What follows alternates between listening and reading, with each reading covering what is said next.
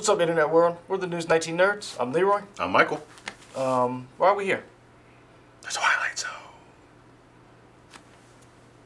I don't really know what the music is for Twilight Zone though. It's do do do do do do do do do do do do do. Was that like in the new one too? Is that was in that? Okay, I didn't even notice that.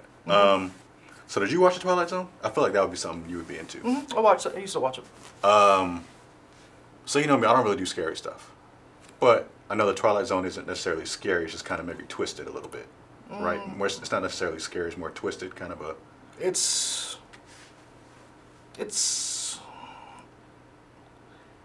not like Saw. No, it's more like alternate reality. It's more like, I don't know how to explain it. Okay.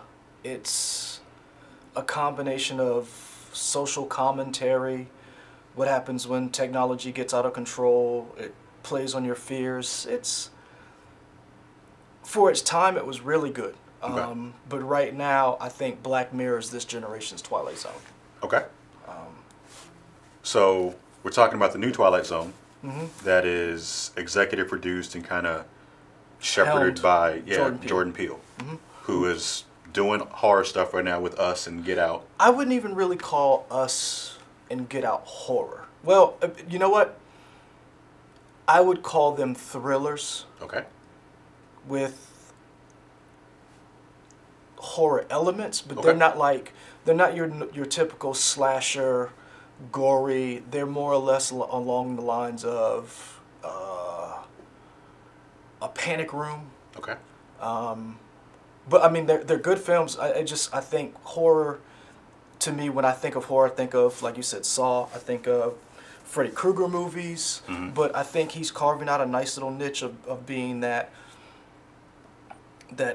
other genre, so to speak, that's a foot in horror, but more or less like it plays with your mind more so. Okay.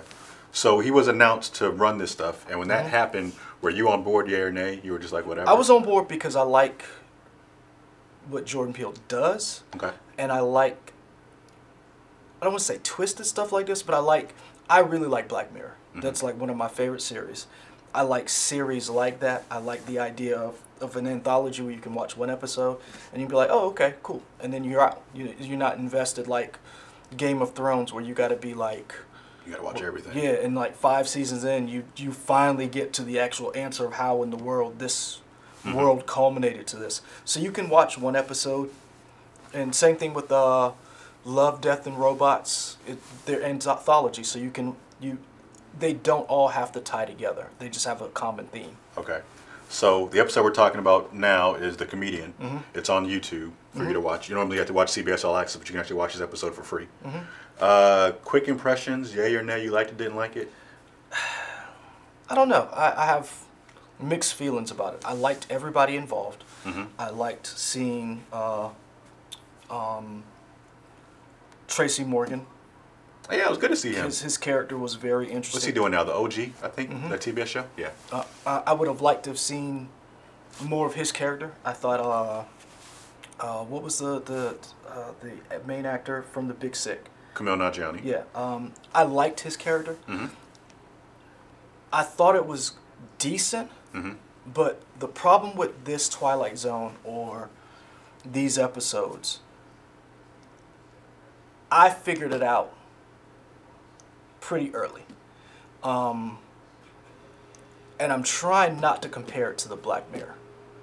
But Black Mirror to me Black Mirror is here and everybody else is here for what they've accomplished. And I'm hoping that the episodes get better. They're a little bit more involved, but I thought it was network television.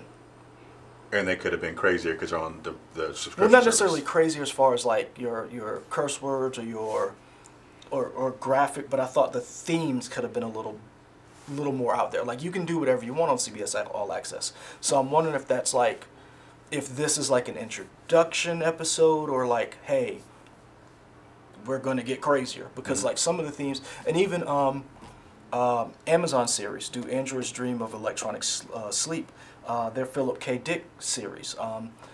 The themes that they do is just really it really kind of messes with your mind. It really makes you think.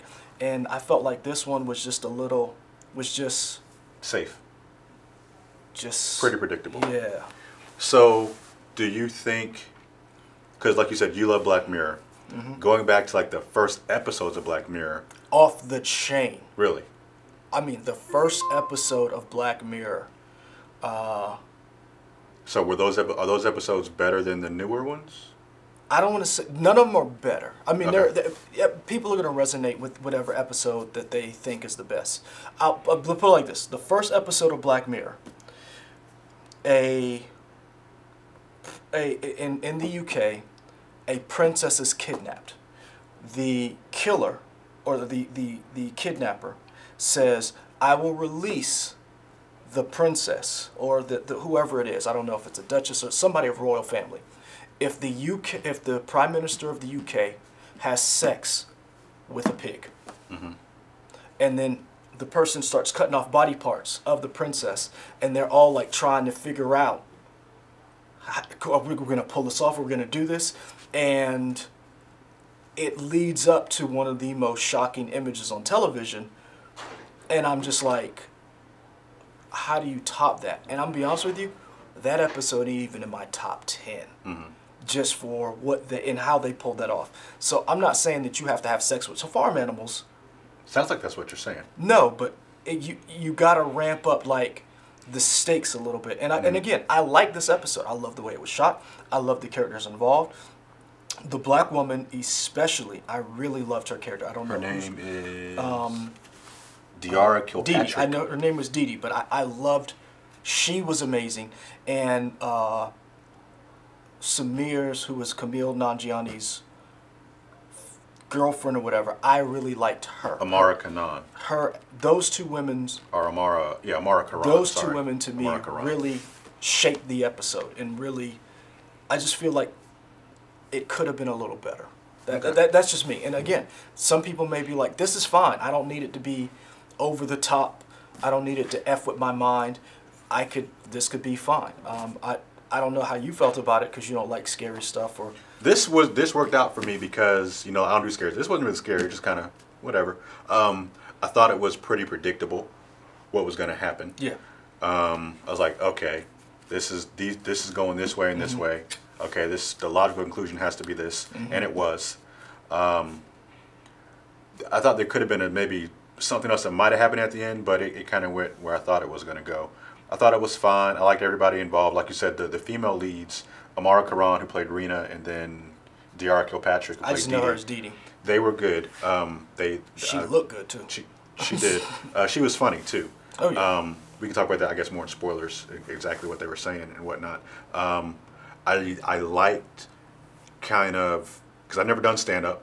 I always thought it'd be cool to do, but I felt like they kind of took a little slice out of the stand-up life of you hitting the grind every day of going, you going up there and jokes either working or not working for whoever they are, and you're trying to, reach that level. So yeah, I liked it. I would see more of it. I am curious to see if it gets better in terms of like twisty and being able to kind of mess with your mind a little bit, or so that it's not so predictable. Oh yeah, it was very. And I think that's what bothered me the most, that you have all of these top tier artists and probably some great writers behind this, and it looked fantastic. It looked better than anything on network television, which is, it's being made by CBS All Access. But I just felt like they stopped from going, like it was almost as if they were trying to use foul language to say, hey, we're as cool as Netflix, but the storytelling still felt like this could have easily been aired on CBS. And I'm not knocking CBS. I think their programming is fine for a certain type of people.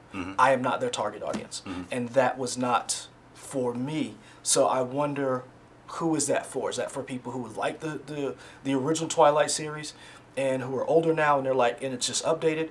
I was reading online, some people felt they felt like it's relying too much on the old Twilight Zone and updating some of those themes instead of branching out and blazing its own trail.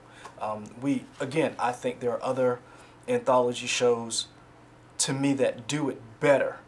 The single episodes better than the one episode I've seen. But again, it's just one episode.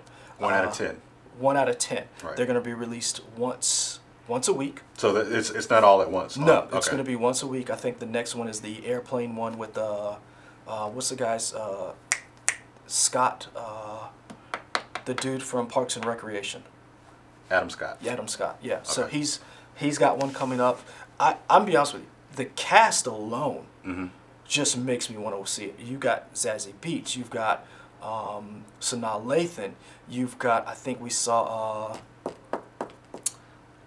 cool. I mean, you saw some serious heavy hitters in some of these episodes. So I'm really excited to see where it goes. But I felt like it just wasn't enough. Okay, so that's our review, non-spoiler review. Let's get into spoilers. Spoiler talk here. All the spoilers. Spoilers. Yeah. Go to the end of the video and we'll do this again so you can like. I don't think we will because we didn't do that the last time. Oh, we did? No. Oh. And I'm thinking of the us. You guys didn't do that again at the end of that. I thought we did. Okay, You cool. didn't. All right. So spoilers. Now this isn't. I agree with this statement, and I won't pretend to claim that I came up with this. I saw this somewhere. It's like, oh yeah, I agree. Are you familiar with the anime Death Note? Yeah. This was Death Note. Yeah, pretty much. This was definitely Death Note, just with a comedic slight twist. So basic plot summary: a comedian wants to be famous. His jokes aren't getting anywhere. He meets The devil. Tracy Morgan, whoever he was, whatever his name was, somebody. But yeah, the devil. He says you got to be more personal with your jokes. You got to tell stories from the heart. He starts to do that. He gets laughs, but unfortunately, as he tells those personal stories, that thing is now gone from his life forever. And he thinks he can, typical stuff. And I guess it's very, very rote, very predictable. He tells more and more jokes. He gets more and more famous, but he's also losing more and more of himself and more things that made him who he was. And eventually he says, F it, essentially. And he talks about himself and he goes away. Yeah. Very predictable. I thought at one point maybe he might have talked about the girl because he wanted fame so much. His girlfriend. It was predictable in the sense of he did the best thing he could. But I don't feel like, I felt like the stakes in it, like I understand why he did that. And I understood when he saw the girlfriend or the ex-girlfriend or whatever, she showed up. I felt the performances were really good. The problem is I did not understand, or I don't want to say I didn't understand. I didn't feel like the girlfriend showing up at that point when she found the notebook, that was earned. I felt like you had all this time to build that up and they just broke up, and then it was like there was no, where she saw the notebook earlier and she wondered what it was. There was none of that to where all of a sudden they broke up in the diner and she was like, you're being selfish, and it wasn't earned. Like, he still, to me, wasn't as selfish as she made him out to be. I felt like if he'd got rid of Dee Dee, that would have been... He did get rid of Dee Dee. He didn't. Yeah, he did. She was gone. Well, I felt like... I guess you're saying not long enough time had passed? Because she was definitely gone. Well, I thought, in my interpretation, I thought Dee Dee was gone. Remember, she wasn't gone because... I don't think she wasn't gone because he didn't joke about her. They showed the image of her being gone, but he never said anything about her in the stand-up. I think his power was... Not even necessarily that you tell a joke, but once you say that name and put it out there, I think that's when they're gone. That's what I got from it. I looked at it as differently. I felt like he wasn't a, excuse my French, I felt like he wasn't a dick enough all the way. You didn't see that change, because I really expected him to turn into the heavyset guy who was the alcoholic who killed the two kids. That was almost his future, Ghost of Christmas Future or whatever. I felt like he didn't get there. Like, that wasn't earned for Samar. Was her name Samar? Was his name Samar? His name was Samir. Samir. Her name was Raina. Raina. Okay. Yeah. So I felt like when she showed up, I was like, It didn't resonate with me. My favorite part was when him and Dee Dee had my favorite parts are him and Dee Dee. Yeah, their relationship was the crux of the show, and I felt like the fact that he wouldn't, because to me, I felt like he didn't vanish her, and I felt like when he couldn't do it to Raina. He made jokes about himself, and then everything kind of righted itself. The best part to me was when Tracy Morgan, a.k.a. the Devil, shows up and then offers Dee Dee the chance. Right. And then I thought that they should have followed that. Like, that should have been like the ominous, oh, he's just going to go through everybody. And I felt that could have been a little, like, that scene should have been a little longer. See, I took it as he did get rid of Dee Dee because the reason why he realized once they started laughing that it was kind of over for her, and so he didn't want to say her name. He was like, "Let's give it up for her. You know, let's do this." He kept repeating that because he kind of wanted to delay. Because once I felt like the wheels are already in motion. Once they started laughing, she was going to be gone, and he didn't know how to get out of it so that they weren't referring to her. So that's what I took it as. See, I wasn't sure because they had like which I don't understand. They had what looked like commercial breaks, where obvious scenes stopped, as if it was as if they were going to put a commercial break there, and that's what I felt like when they looked back and she was gone, and I was like, that's a commercial break. Like, you're writing this as if you're writing a 46-minute script instead of an hour, like, and I felt like that's why I said I felt like something's off a little bit. If you're on CBS All Access, they're not playing commercials on there. You have an entire, however long the episode is. So it doesn't have to be on network television. But I felt like that could have easily aired after FBI or whatever, you know. I felt the jokes could have been funnier. I thought it was that way on purpose. See, and that's what I was wondering. Like, I love the fact, I loved how the Second Amendment Act did not work. He kept doing it. And this is the thing. He was going to die on that hill. I thought that was a smart premise. I thought it was a very smart premise, and when you think about it, you're like, oh yeah. But the thing I didn't like was that the jokes, considering you had all this comedic heavyweights, you had Tracy Morgan, you had Camille Nanjiani, and you have Jordan Peele. I felt like the skits themselves should have been funnier, considering the episode was called The Comedian. And I felt that, to me, was lacking, because I feel like if you're going to have an episode called The Comedian, I should laugh in there. And I did not laugh at all, except for when Dee Dee said, if I was straight, I'd be sleeping with Idris Elba. But I would give you some on the side. That was funny. She was really good. That character I would throw you some on the side. I was like, see, that was funny to me. I feel like it was done on purpose, because anytime Dee Dee talked, she killed. In terms of her delivery and everything was always funny. And I feel like they were showing the difference between she has a handle on her craft and she's ready to take it to the next level. Kumail never had, at least the character, never had the craft. So I feel like even when he told the joke, it wasn't funny on purpose, but because of whatever the spell was, they were laughing no matter what. That's what I got from it. It could be. I just felt like I would have liked to have seen. I don't know. It just the episode didn't.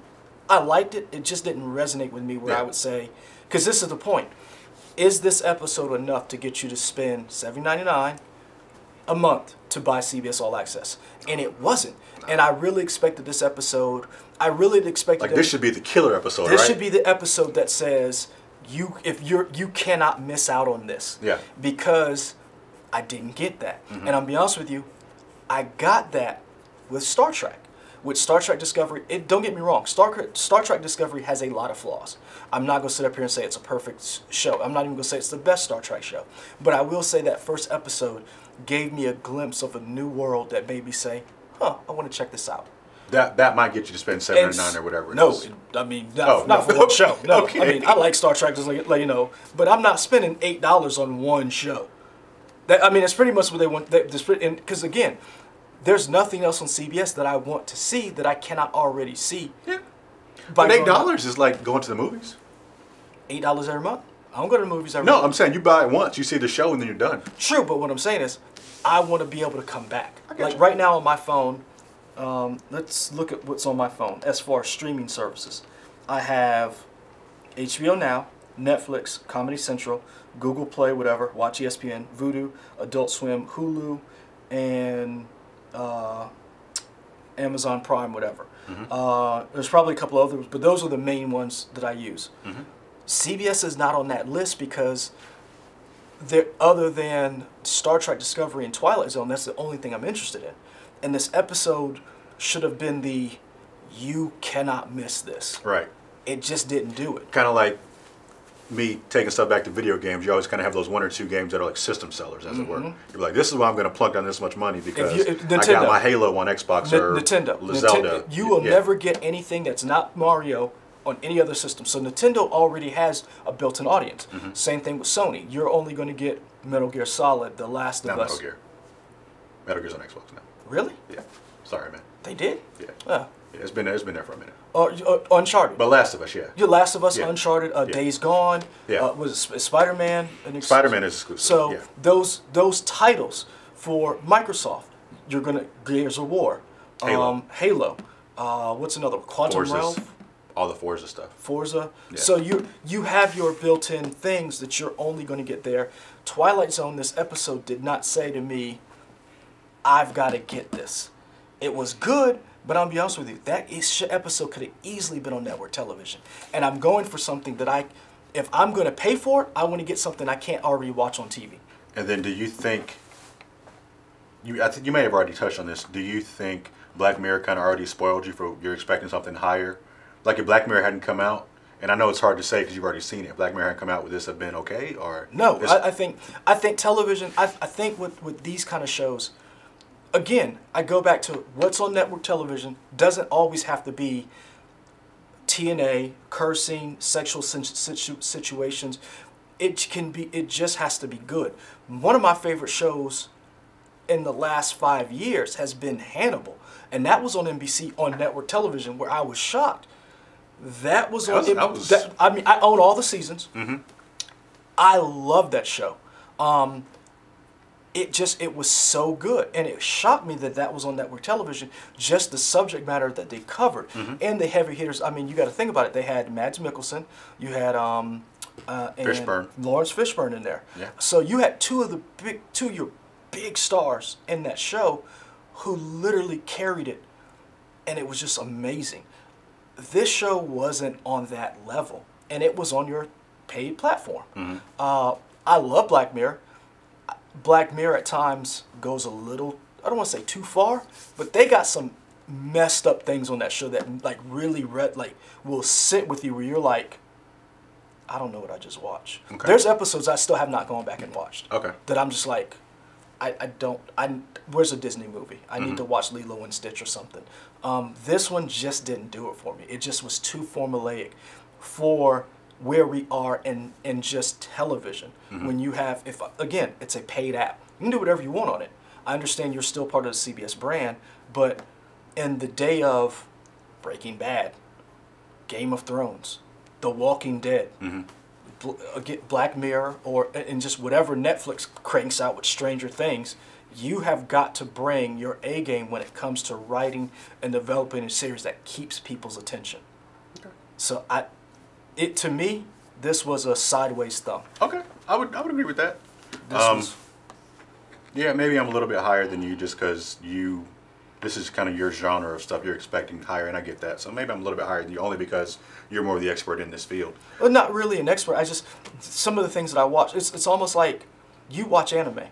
I don't watch a lot of anime, but each anime is so broad that there's so many. There's horror. There's even another category of anime called hentai. So you can have whatever you want. I feel like the field is broad enough where Black Mirror can exist on such a high level, and Twilight Zone can also be on that level. And I'm wondering, is Jordan Peele just getting his legs underneath him, or is there like some studio notes that says, okay, don't go too far?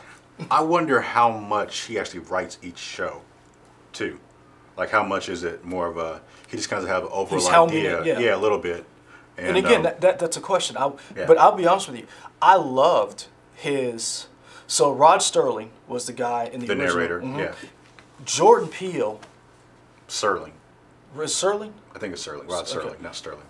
Jordan Peele is creepy as hell. He was like that's the same guy that was Key and Peele. Yeah, like he looks freaky. That's the same dude who was doing the whole and I said pig. Like but when he was drinking that whatever it was and he was talking, I was like, dude cleans up well, and two, brother, you are creepy as hell sitting there just...